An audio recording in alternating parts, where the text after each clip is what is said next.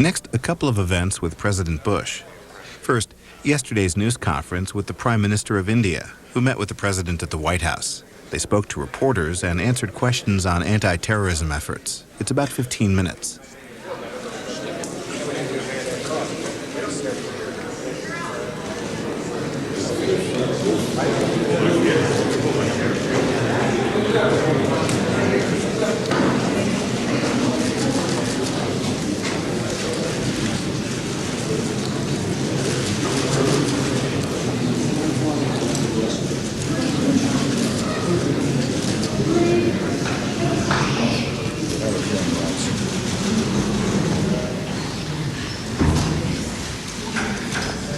Mr. Prime Minister, welcome to the United States.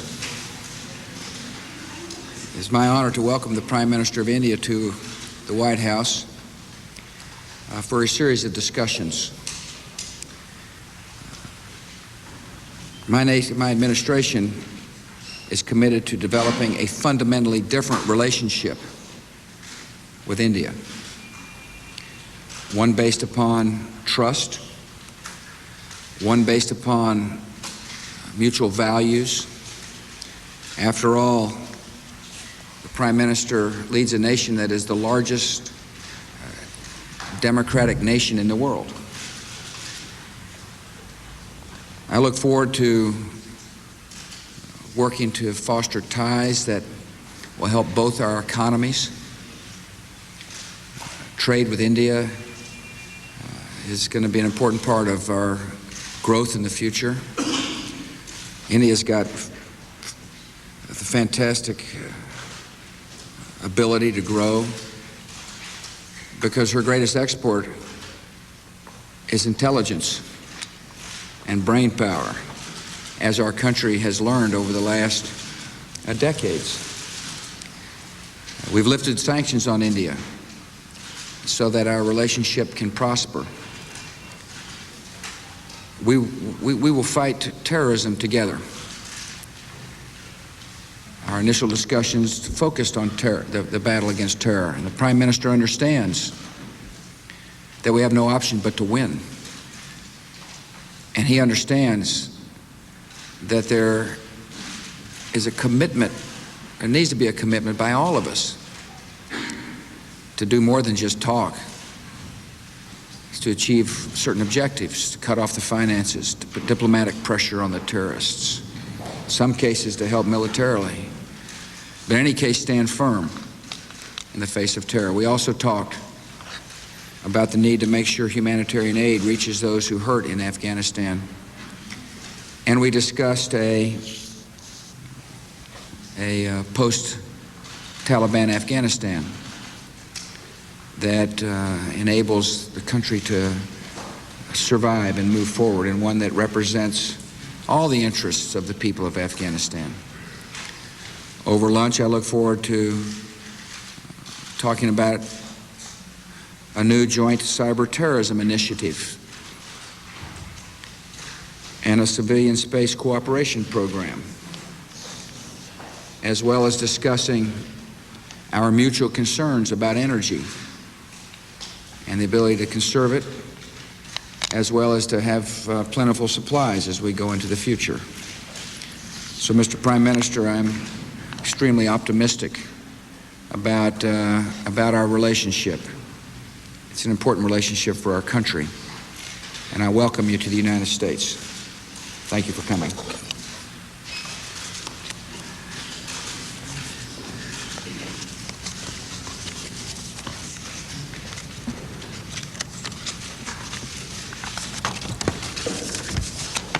Thank you, Mr. President, for your kind words. It is a pleasure to be here to continue the practice of regular dialogue which India and USA have established in recent years. I was happy to be able to personally reiterate our sympathy, solidarity, and support for the American people in the aftermath of terrible events of September 11. We admire the decisive leadership of President Bush in the international coalition against terrorism. We also applaud the resilience and resolve of the American people in this hour of trial.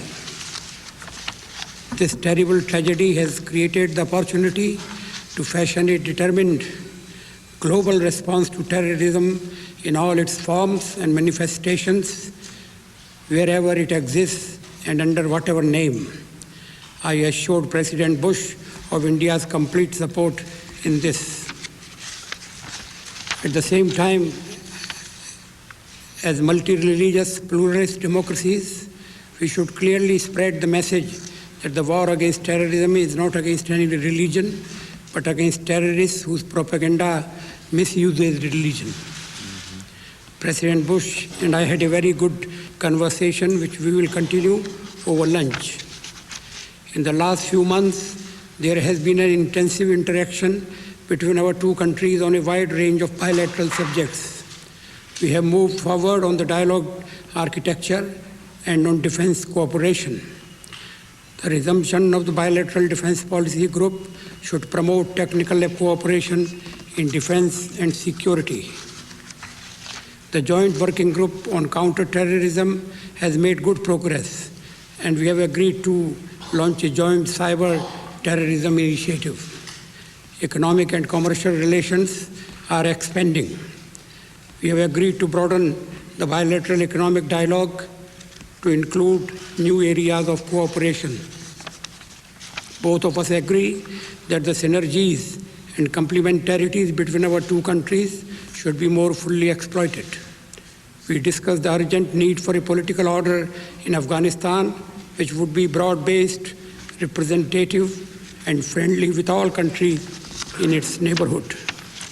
Equally important is sustained international assistance for rehabilitation and reconstruction work in that country.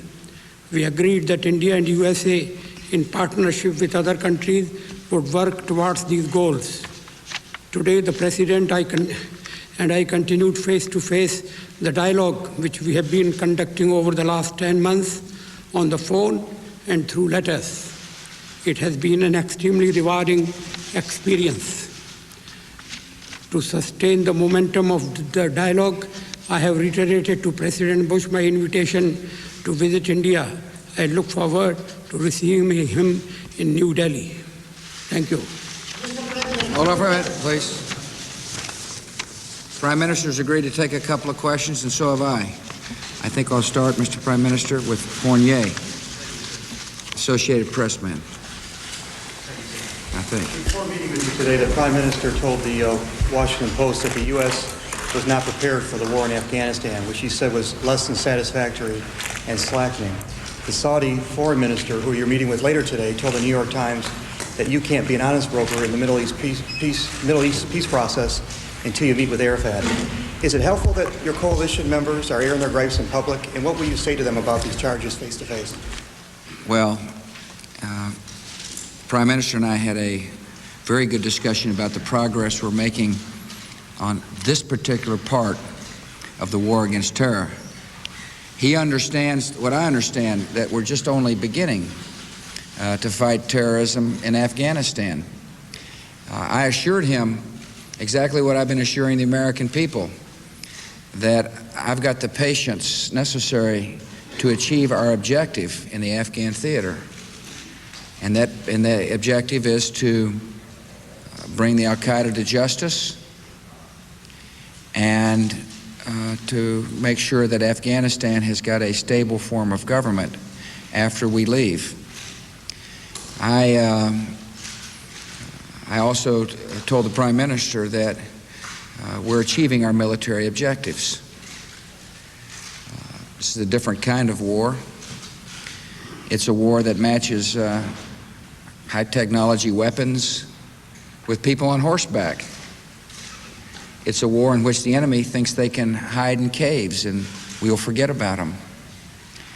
It's a war that's going to take a deliberate, systematic effort to achieve our objective.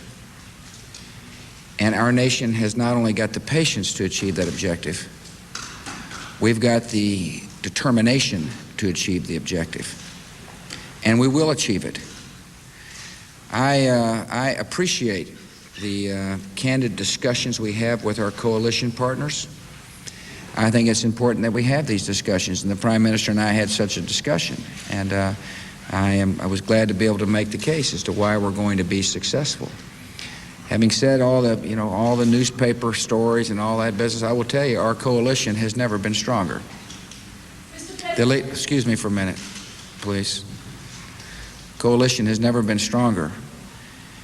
I'll make the case tomorrow at the United Nations that the time of sympathy is over. We appreciate the condolences. Now is the time for action. Now is the time for coalition members to respond in their own way. And the Prime Minister of India understands that, and he is responding. And the Saudi Arabian government understands that, and they are responding as well. Mr. Prime Minister. Mr. President, This is a question for President Bush. Sir, why are there two laws in this world, one for America and one for the rest of us? Why is there, excuse me, two laws in this world, one for America and one for the rest of us? When terrorism hits America, you go halfway across the world and make war in Afghanistan. But when we suffer terrorism, you ask us to be restrained. Is an Indian life less precious than an American life? I think there's one universal law, and that's terrorism is evil, and all of us must work to reject evil. Murder's evil, and we must reject murder. When the terrorist attacks took place on October the 1st, I strongly condemned them, and I will continue to condemn them. Our coalition is strong because leaders such as the Prime Minister fully understand that we must reject terrorism in all its forms, and murder in all its causes, in order for the world to be peaceful. Holland. Can we get a reaction from the Indian Prime Minister to that? Excuse me, please, sir. The aviation security bill still languishing on the Hill. Why won't you agree to making baggage strangers federal employees? What's the holdup here? Steve, I think that I've asked for the Senate and the House to come up with a plan that will work, that will not only make sure that as we transition to a new system that there is security for the American people, that in the long run there is security for the American people, and I believe progress is being made. Like yourself, or like your question implies, it would be nice to have had the bill done yesterday. But sometimes democracy doesn't work quite that fast. But the negotiators are working hard to come up with a bill that I can sign, and I believe they will come up with a bill that I can sign. The House had a version, the Senate had a version, and now they're reconciling their differences. I don't believe they're that far apart, nor did I believe they're that far apart when the process began. And I think that, from what I'm told, progress is being made, and for that I'm grateful, Mr. Prime Minister. Mr. Prime Minister, was India's concerns on cross-border terrorism specifically reflected in your talks with the American president?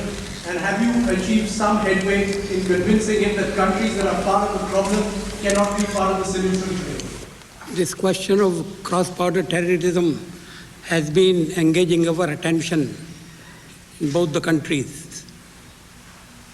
Recently, a bomb attack was made on the Legislative Assembly of the Jammu and Kashmir. Even Pakistan realized that it was a case of terrorism. We have to fight terrorism in all its forms. We have to win this battle against terrorism. There is no other option. That's the two-question limit. Thank you all for coming. Our food is getting cold. The Prime Minister is hungry, and so am I. Mr. Prime Minister, thank you. when are you going to India, Mr. President? Mr. President, when are you visiting to India? As soon as possible, I'm going to India. And Indian American community is with you, Mr. President, in this fight against terrorism.